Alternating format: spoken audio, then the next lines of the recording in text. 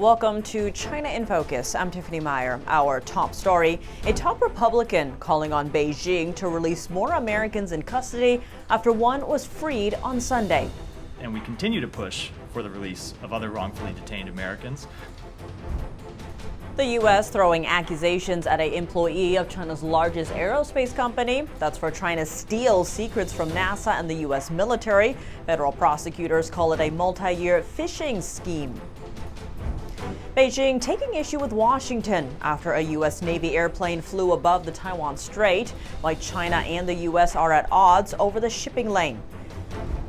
And the U.S. has approved a $200 million military sale to Taiwan. The island said it would help with combat readiness in the face of Beijing's threat.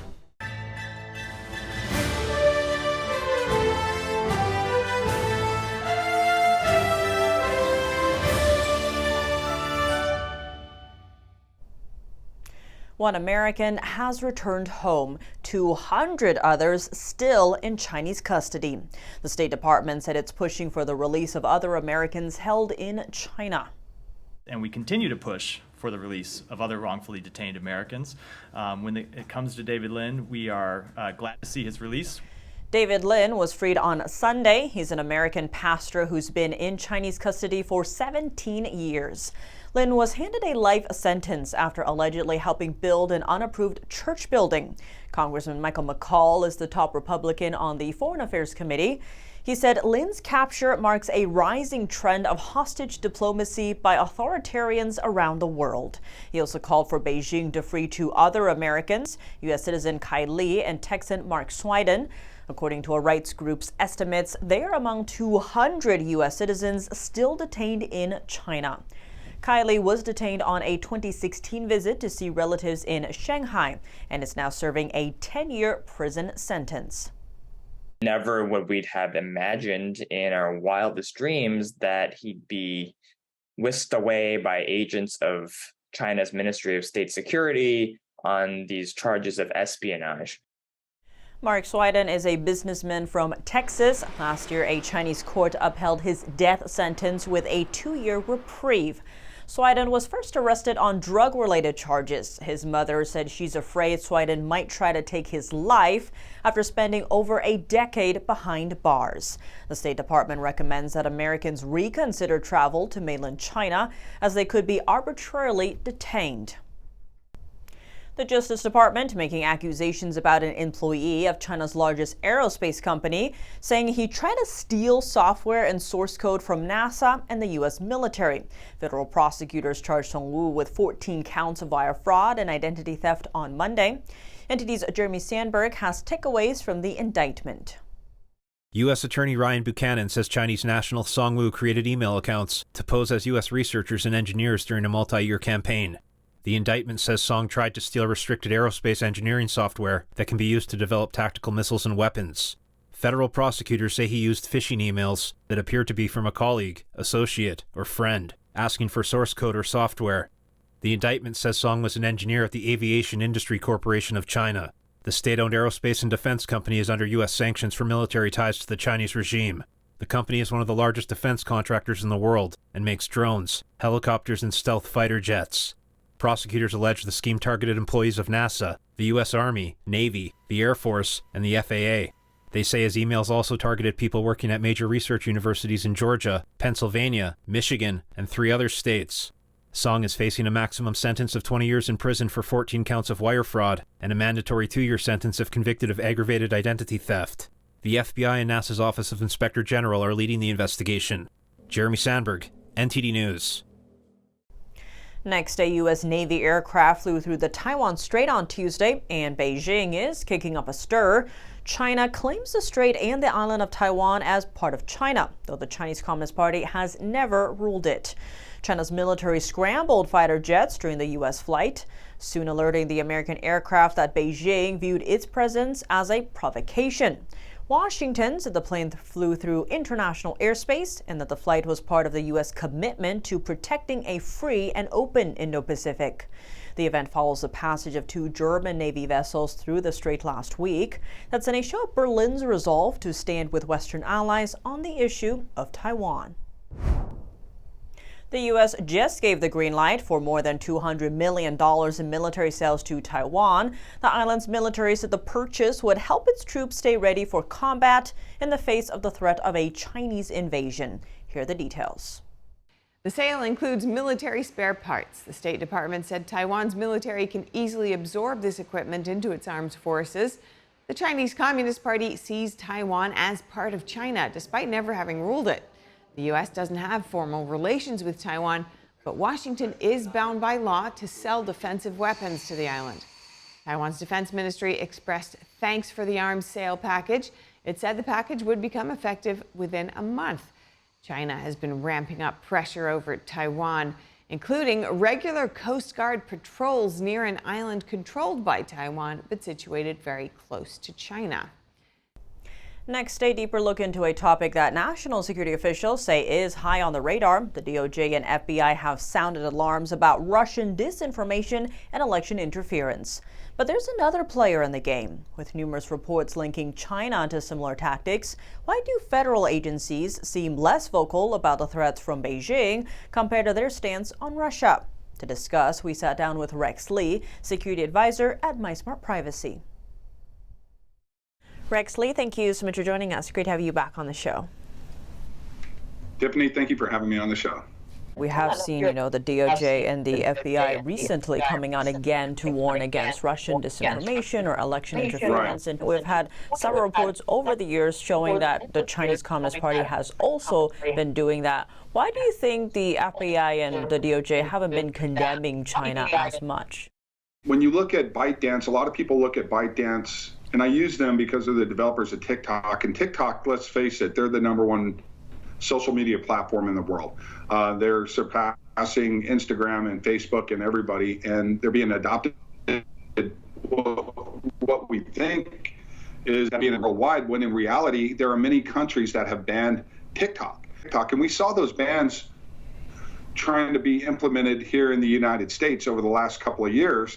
But what has happened is what we're seeing now is influence through lobbying on K Street in Washington, D.C., where ByteDance now has dumped millions of dollars into these law firms on K Street, and those law firms are connected to our politicians. This is how money's being passed, and this is how the wealth gets spread in Washington, D.C. through these lobbyists. And now you see these bills that are meant to ban these products and services in the United States. They get hung up in committee for years. And we won't see any action on these bills probably for another 2 or 3, or maybe even another presidential cycle. And they get hung up, and it's business as usual again. Given all of that, is there anything that people can do, or is there a way to counter this?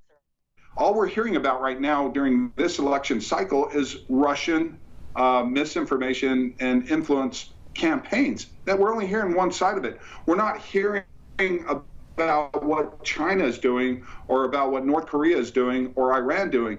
Now, this brings me to one more point. What we're seeing in our divided country is that we're now politicizing our common enemy. Our common enemy are our adversaries.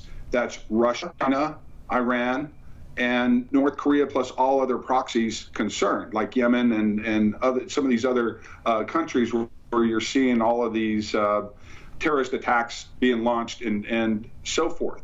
So when you add all of that up and you look at who our enemies are, they're united on one front.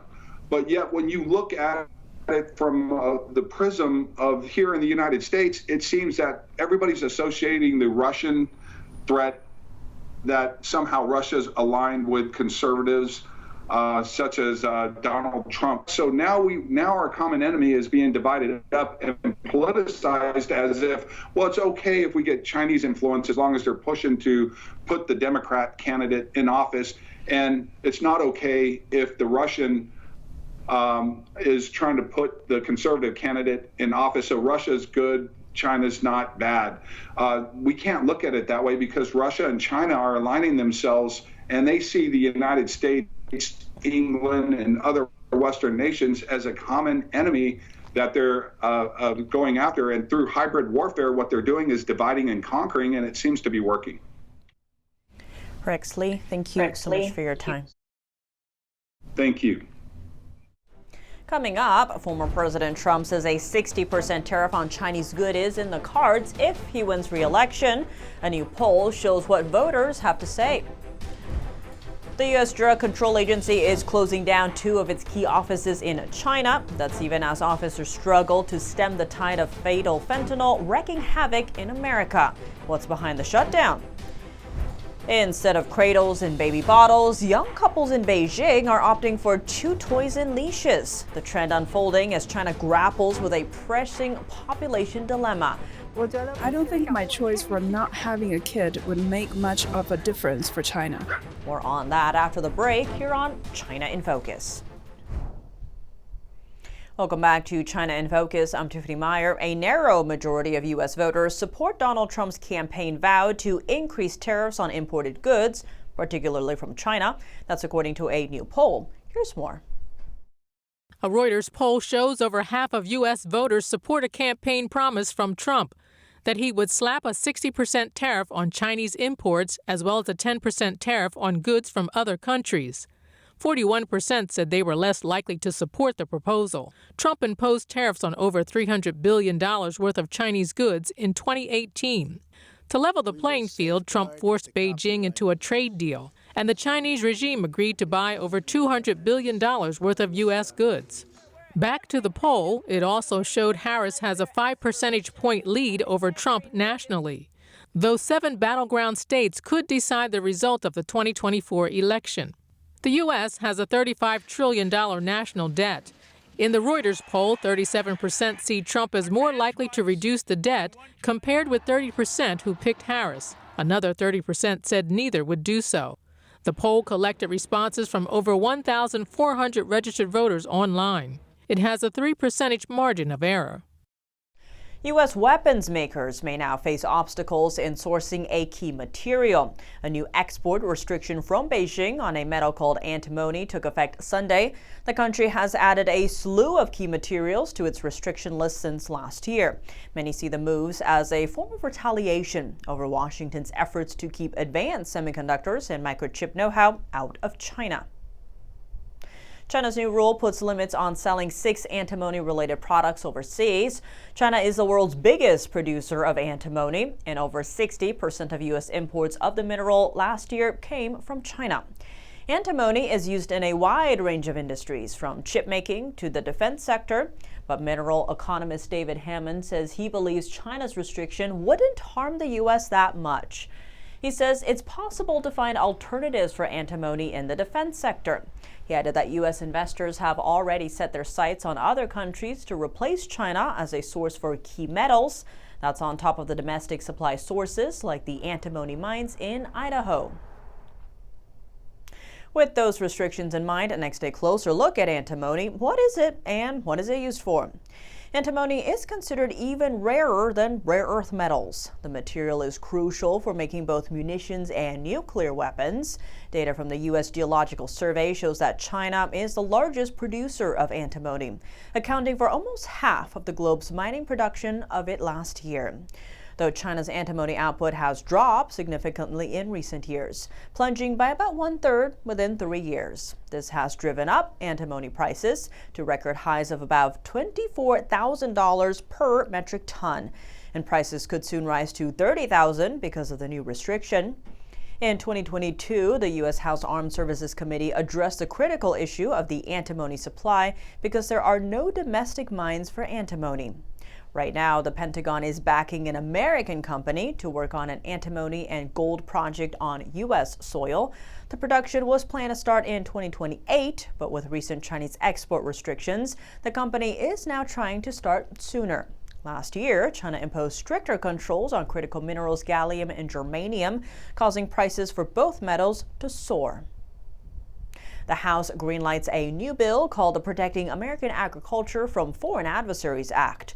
Congressman Dan Newhouse sponsored it. He spoke with NTD's Don Ma for details.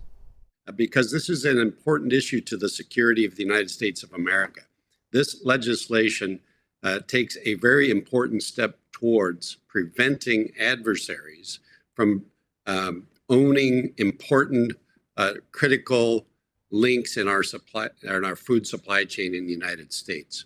It puts the Secretary of Agriculture on the Committee on Foreign Investments in the United States, so allows them to actually have a role in oversight of making sure that purchases by foreign countries are not adversarial. And I think this is a great step towards our ultimate goal. You said that there are flaws in the USDA's tracking of foreign purchases of U.S. land. Would you mind at all elaborating on these issues and how the bill aims to correct them? So we've got over 9,000 counties in the United States of America. We don't have a great system of monitoring all of the transactions that happen with agricultural land. This takes us a step towards formalizing a better oversight system to cinch up, to tie up the inadequacies of the system we currently have. We know that that China, for instance, the CCP and affiliated individuals and companies, the amount of farmland that they have purchased in the United States has increased by a factor of 10 over the last decade. We believe that that's the number, but we can't be absolutely sure because of the shortcomings in the system that we have to measure that. We're not, through this bill, we're not saying that we're not putting restrictions on the purchases of agricultural assets in the country per se. We are just giving the Secretary of Agriculture the necessary tools and authorities to essentially oversee these transactions and highlighting if there is an area of concern that needs to be addressed further. The U.S. Drug Enforcement Administration, or DEA, is closing 2 offices in China. This comes as the agency works to stop Chinese-made fentanyl chemicals from entering the U.S. The drug is responsible for the deaths of hundreds of thousands of Americans. The Associated Press reports that the DEA plans to close a dozen more offices worldwide. Locations on the shutdown list include the Bahamas, Haiti, and Nicaragua. All of the host countries relatively near to the U.S. southern border and have been designated by the White House as major drug production or transit zones. Furthermore, some offices in Russia, Cyprus, Indonesia, and Myanmar are also set to close. Criminal networks in these countries have links to South American cartels known to smuggle fentanyl into the U.S. Back to China, the DEA offices in the cities of Shanghai and Guangzhou, China, were seen as key to tackling trade and crime issues. But a U.S. official told AP that China's cooperation was mostly symbolic. The official spoke anonymously and said the U.S. agents in the Chinese offices struggled with visa issues and restrictions as U.S.-China relations worsened. A former British government minister says the UK should outlaw products made by forced labor in China's Xinjiang region. Liam Byrne said he wanted to see a British version of the Uyghur Forced Labor Prevention Act. The United States introduced the import rule in 2021. Here's more. Byrne was also among several senior UK lawmakers who called for greater scrutiny of China-founded fast fashion retailer Shein and its labor practices. That came after a Reuters report in June saying Shein was preparing to potentially list on the London Stock Exchange. A Shein spokesperson said the company has a zero-tolerance policy for forced labor. In June, UK-based human rights group Stop Uyghur Genocide launched a legal campaign to block any London stock launch by Shein. A canine conundrum for the Chinese regime. Beijing needs its young people to start families to help ease a worsening demographic crisis. But instead of pacifiers and cradles, couples are opting to take in 4-legged companions. Let's zoom in. Married for 7 years, Hansen and his wife Momo may resemble China's family of the future. Do you have any children? No, not yet. No. Are you planning on having children? Not right now, not this period of lifetime. The only parenting they're doing revolves around their 6 dogs. Yes, they are all part of our family. We're one big family. It's like our children, yes. It's like our daughters, our sons. A reflection of the independent-minded younger generation in China, where having children is no longer a priority. Different generations value things differently. According to a recent study by Goldman Sachs, the number of pets in urban China is expected to surpass the number of children ages 0 to 4 by the end of the year. By 2030, there could be nearly twice as many pets in urban China than young children. Business opportunity for this doggy daycare owner who has also chosen not to have kids. I feel like people start to be more like, this is what I want, or this is what I like for my life, rather than like, oh, this is what the society told me to do, or this is what my parents want me to do. Officials reported a record low birth rate last year as the population decreased for the second year in a row. A sharp dip partly due to COVID lockdowns. While analysts expect a rebound this year, it is still a blow to the world's second largest economy, one so worried about overpopulation it limited most urban couples to a single child, even forcing abortion and sterilization. At a women's conference last year, China's leader Xi Jinping lectured delegates to foster a new type of marriage and childbearing culture. The message is clear for Chinese women: get married and have babies. But some women choose to have puppies instead. This newfound pet popularity comes at a time when the Chinese government is offering things like financial incentives and time off from work, all with the goal of promoting parenthood. Yet for many young Chinese, none of this seems to matter. I don't think my choice for not having a kid would make much of a difference for China. The country's leadership very much begs to differ as they doggedly try to boost China's birth rate and its economic strength. That's all for today's China in Focus. I'm Tiffany Meyer. If you have any feedback on the show or have something you'd like to see us cover, send us an email at chinainfocus@ntd.com. We'd love to hear from you. For round-the-clock original news coverage, visit us at ntd.com or download our NTD app. Thanks for watching. See you tomorrow.